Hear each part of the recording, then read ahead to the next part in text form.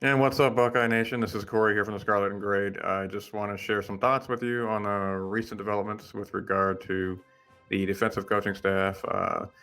Day is seeing some fan backlash at the moment regarding his decisions. And obviously, as you all know, Coach Mattison has retired, and we thank him for his services as a Buckeye. We know it wasn't easy for him to leave the team up north, and after so many years he was considered a Michigan man, things like that.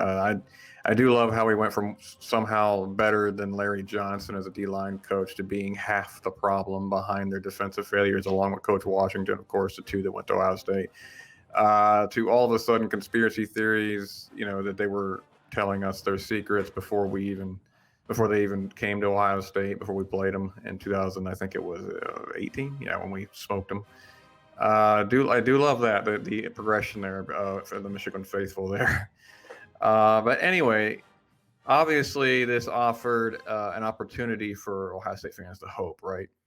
They didn't like what they saw last year of the defense, and they figured they had no choice but to bring in a big name DC that was going to solve all of our problems. That's how we roll here at Buckeye Nation. And of course, as we know now, officially today, that's not what happened. Credit to Berm and Austin Ward at Letterman Row for having this info a while ago. They did a great job, I think, of tempering fan expectations. But as usual, it was never enough. Ever enough. We still held out hope it was some big name like Mike Pettin. As a Packer fan, that makes me cringe. That was actually a report. There was Mike Pettin the right choice? No. I think the overall fan reaction has been pretty split, to be honest. It's certainly not an exciting couple of moves that they made. It was like shuffling around the staff more so than hiring. And I'll give some of the fans, it wasn't exciting. I give you that. Buckeye fans, we don't do well when we're trying to remain positive or looking at the bright side of things. We have it so blessed to hear at Ohio State. We are so spoiled, it's ridiculous. And I include myself in that. My immediate reaction when Berm and Austin Ward kind of brought it up was more along, Uh, we expect to be the best in the nation every year. And when it doesn't happen, heads need to roll. That's just how it is, right? And it seems like as Ohio State fans, we're on the cusp of being that Alabama type. We're on like that's just right there, being an Alabama type elite, but we're not. And we're just there. We're right there. We got so much talent. We got as much talent as anybody. We're better than Georgia, but we're not as good as Alabama. That type of thing. We're stuck in that limbo there. We have been for several years. So I understand the Buckeye fans just want anything that will fix or solve an issue that they see. It seems like we always have one or two things every year we just can't quite overcome. Last year, obviously, pass defense was definitely one of them. And it was after a season where the defense was kind of up and down and at times really bad in the pass defense, especially. Front seven kind of held their own, but the back seven just, at times it was ugly. I think Buckeye fans had a certain expectation that, maybe Ryan Day would clean house or at least get someone else to come in here and kind of take the play calling responsibilities from Coach Coombs. But I never really thought that was very realistic, if we're being honest with ourselves. I just Day doesn't. I mean, yeah, he cleaned house when he first got there, but he isn't the guy to do something rash all the time either.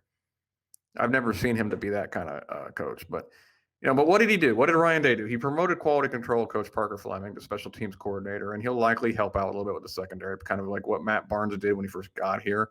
And he promoted Barnes to secondary coach, gave Coach Coombs full authority over the defense. Right, you can reign from position to position, and that's just there's no co-DC. Coach Coombs is it. The buck stops with Coach Coombs. And, obviously Larry Johnson and Al Washington remain in their roles respectively. My first impression is it exciting? No. But does it make sense on many levels? Yeah, actually, I think it does make a lot of sense. And there's definitely a lot of layers to this that I want to go over. And I want to start with Parker Fleming. Now, he was a GA under Urban Meyer at Ohio State, working with the special teams. He then went with Everett Withers, did both James Madison and Texas State coaching on the offensive side of the ball, going from wide receivers coach to QB and co-OC. In 2018, he actually came back to Ohio State as a quality control coach, working with the special teams, and has been there ever since. And I have no idea what the situation was at Texas State. whether he was fired, let go, or kind of like not even fired, like carefully placed in another spot. I don't really know what the situation was there. I know that Texas State was struggling. Everett Withers has since been fired. They were 2-10 a couple years in a row. Then I think 3-9 the year after that. It was ugly.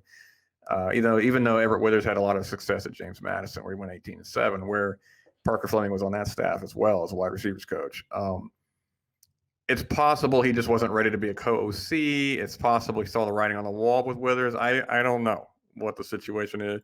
There is, but nonetheless, he made the lateral, potentially, arguably backstep move to when he came back to Ohio State as a quality control guy from an actual coordinator spot, even if it was at a Division II team or FBS team or whatever they want to be called.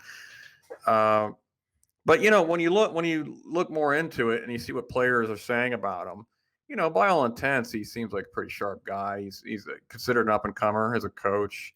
Josh Perry on Twitter, if you follow him, he's been singing his praises. He's definitely endorsed the guy as a good move. I know a couple people who've worked on staff who tell me that they worked with, they've been around him. They know they think he's a good hire.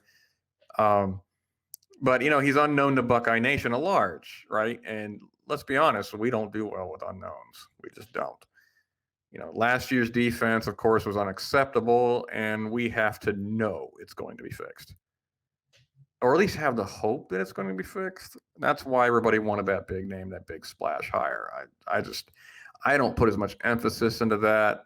And really these days, I like it as much as it's exciting, but is it a guarantee things are going to get better? No. And these moves that Ryan Day has made, they don't give anybody confidence on the surface that anything is going to be fixed. But personally, there's a couple of reasons why I actually like these moves. One, is with regard to Parker Fleming. I like the culture of promoting from within. I like the idea of developing young coaches who become loyal to Ohio State and Coach Day. That's not to say they're going to be developed at Ohio State and just stay there forever.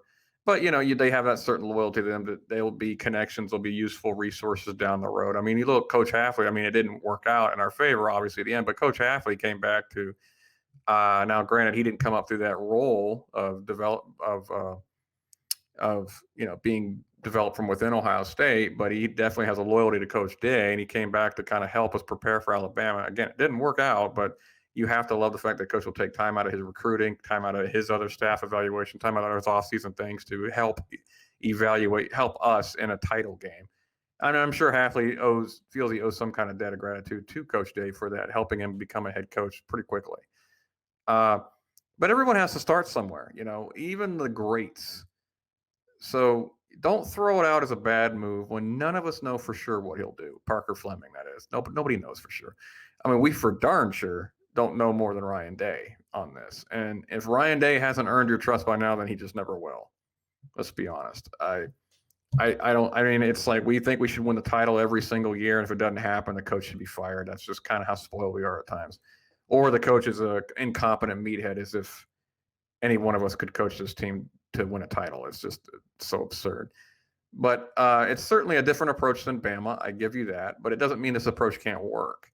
And there's nothing wrong with promoting guys who don't have the prior ego and understand exactly what you're trying to build culture-wise within the program. There's really nothing wrong with that. And it can actually make a head coach's job, I'd say, easier even. Because than hiring outside and having to make sure new guys can adapt and adjust. I mean, of course, they have to be able to do their job, which leads me to point number 2. As a former wide receiver coach, Zach Smith has stated that GAs and quality control guys are actually very, very important. And the better they are, the better the position coach will be. You want the best of the best if you can help it. Brian Hartline, Corey Dennis, now Parker Fleming. What do these guys have in common? Well, they started as GAs and quality control assistant coaches, who have now earned major roles with Ryan Day on the coaching staff. I mean, Hartline's record thus far, are you going to argue with me on that one? I mean, obviously it speaks for itself. And Dennis is off to a hard start. I mean, developing quarterbacks. And I know many would like to say, well, it's all Ryan Day. It's not all Ryan Day. Dwayne Haskins, Justin Fields, they both give credit to Corey Dennis for their development. Quinn Ewers is the top recruit in the nation in 2022 from Texas, is specifically citing his relationship with Corey Dennis as why he's coming to Ohio State. And again, even with the big hot hire that Texas just made, Quinn Ewers has reaffirmed his commitment to Ohio State several times. And You can't deny that has a lot to do with Corey Dennis.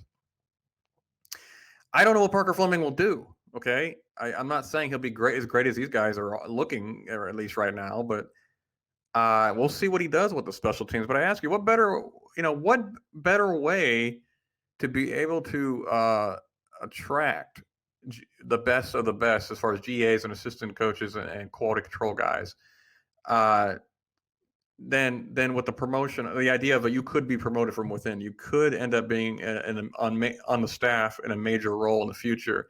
I mean, you got to lure these guys like from coordinator positions at lesser schools. These are the best kinds of coaches you want at that developmental level.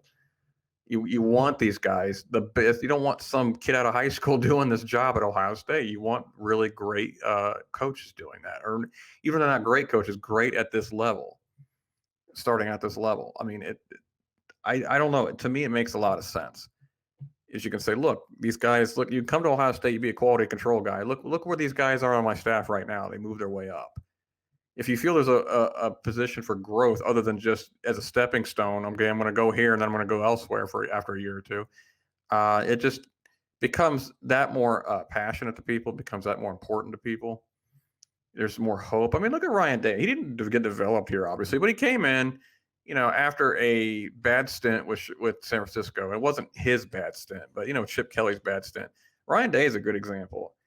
Came in as the quarterback coach / kind of secondhand OC to Kevin Wilson. Within a year, they saw how valuable he was.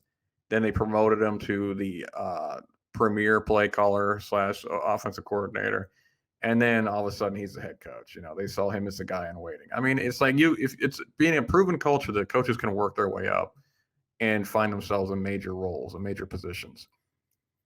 And, the thing about Parker Fleming is while he's not a known commodity to the fan base, he's absolutely a known commodity to the players, the coaching staff inside the WAC. And that doesn't guarantee that it's going to work out, but all of the above reasoning is reason enough for me to give it a chance as a fan, especially his prior experience with special teams, and I'll reiterate, we don't know more than Ryan Day on this. Sorry, we just don't, But, the second layer to this, beyond Parker Fleming, is Matt Barnes, who is a young 34-year-old coach on the rise at Ohio State. And in 2019, he was the assistant secondary coach. And then he was the safeties coach last season, and now he's a secondary coach. So it's a natural progression from within the program. And I know many of you are already saying, oh, the secondary was bad last year. I can already hear it, Well, Corey, the second. Why should he get a promotion? The secondary was awful. Well, depending on the day, you can blame whoever you want.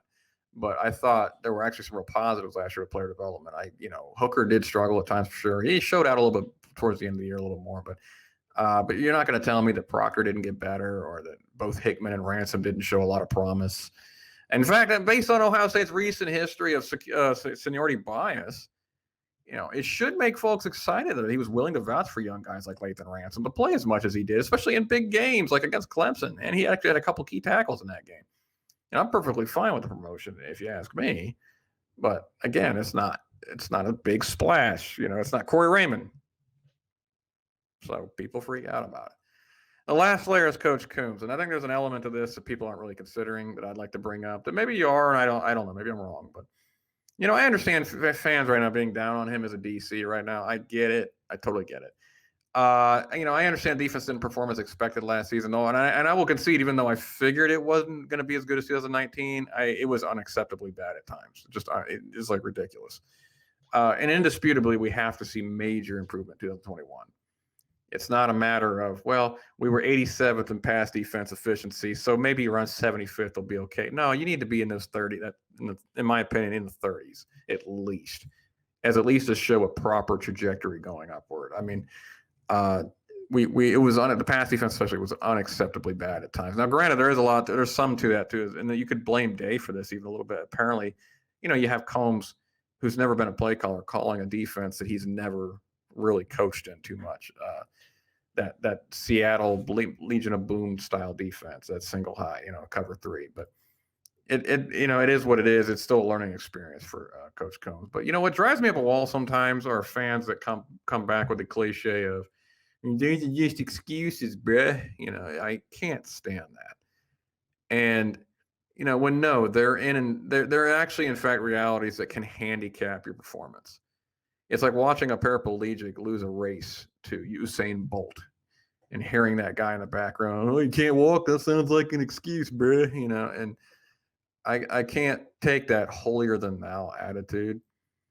It's sometimes you just have to do the best you can within the circumstances. And I can promise you that if I looked into your job, I could point to some things that point some things out that need to be fixed or that could be better.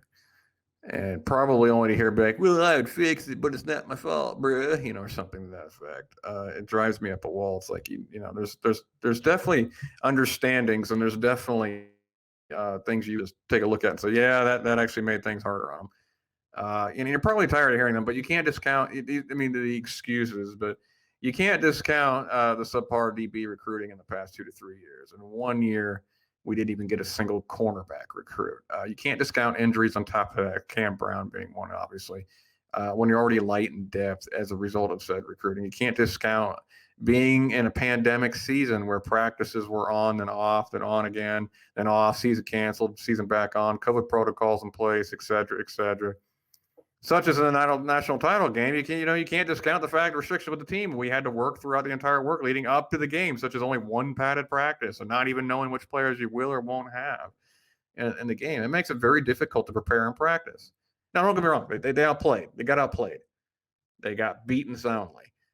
That's not, saying that, well, if all the other things, were in place, we would have won. No, it's not a guarantee we would have won. It's a guarantee we would have played better. That's, to me, that's a reality.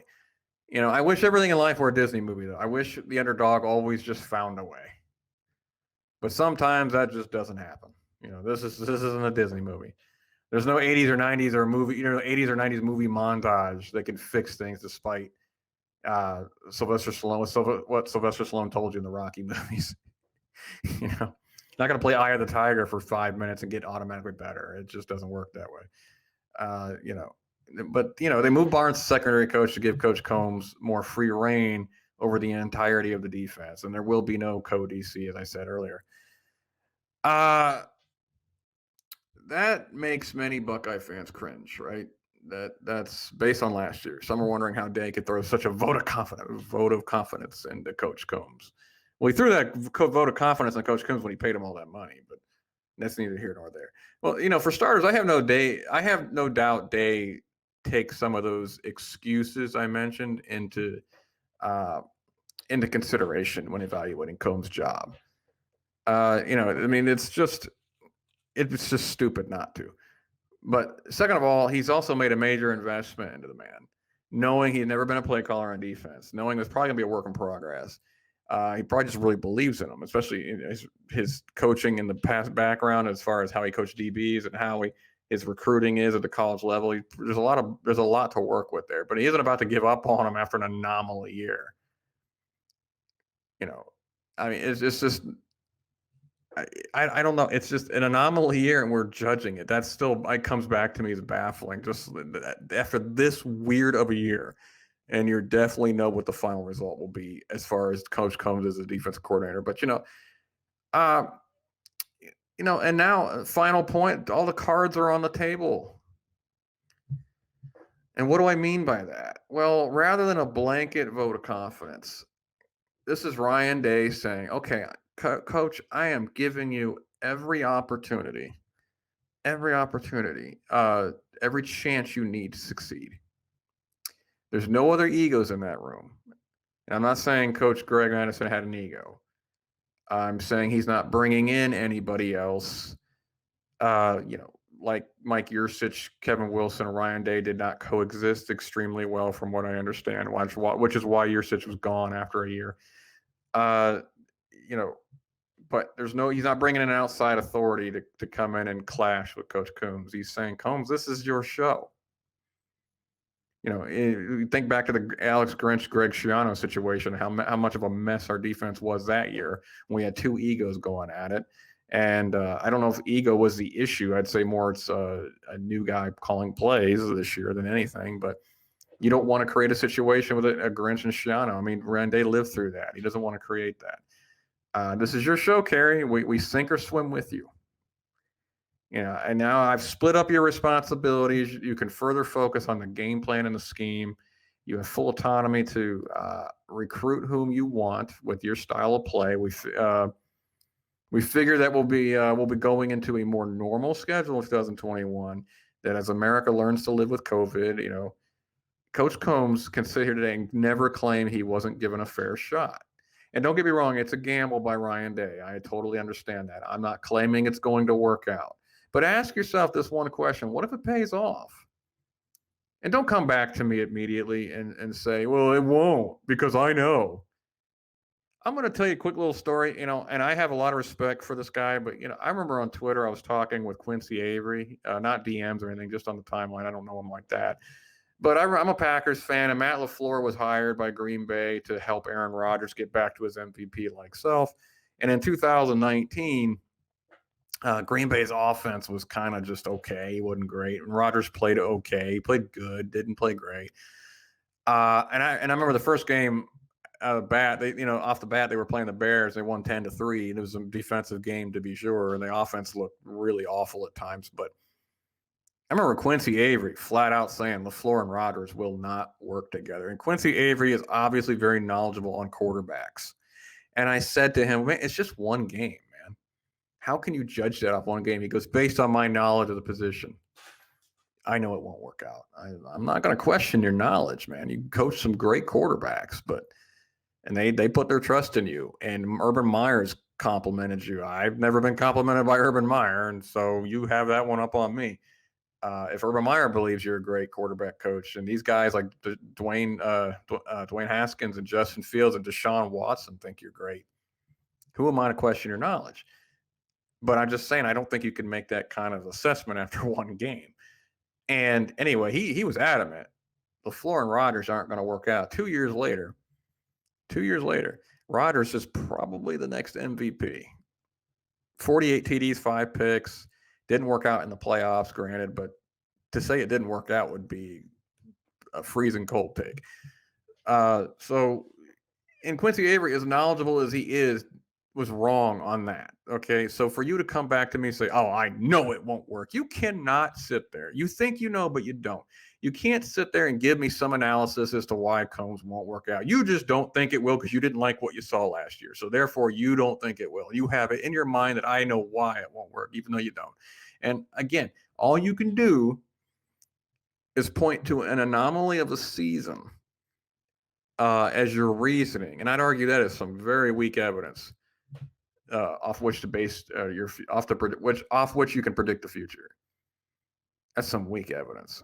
It may not work out, and your pessimism will be rewarded, right? Which would, I'm sure, be rewarded by way of a trash talking tweet or whatever you want to do, something along those lines. But I'm choosing to be positive. Day knows the defense has to improve. Okay. And he's giving Coach Kerry Coombs, a man he's invested in, every opportunity to actually succeed rather than fire the guy who was handcuffed in 2020. And if it pays off, go back to that. What if it pays off? If it pays off, he has a good, solid D coordinator that will stick around probably for most of Day's tenure. And if it doesn't, then we'll likely still win the Big Ten, go to the playoffs, and find a replacement the very next season. And the response to that, by many people I know, if you're listening or watching or whatever, is, well, if you fire him now and make the perfect hire, then we can win it all instead of just making the playoffs. And I'll leave you with this. My scenario of keeping Combs, giving him every opportunity to succeed, going into a normal season, even if the defense doesn't get a lot better, we will still likely win the Big Ten and go to the playoffs where we at least have a shot of contending for a title. And that is a lot more likely, than magically making the perfect hire, which all of Buckeye Nation unites around, makes everybody in Buckeye Nation happy, and the defense becomes elite out of nowhere overnight, that 80s montage, during spring training, and it comes out of nowhere and we win it all. And again, I'm just going to say this for your benefit, for mine. Say it, it's therapeutic. We do not live in a Disney movie. We have to contend with the realities of life. But thank you for watching, guys. Please leave a comment. Please click like. Please subscribe to the YouTube channel, Scarlet and Great Empire. Thanks as always. Goodbye. God bless, and go Bucks.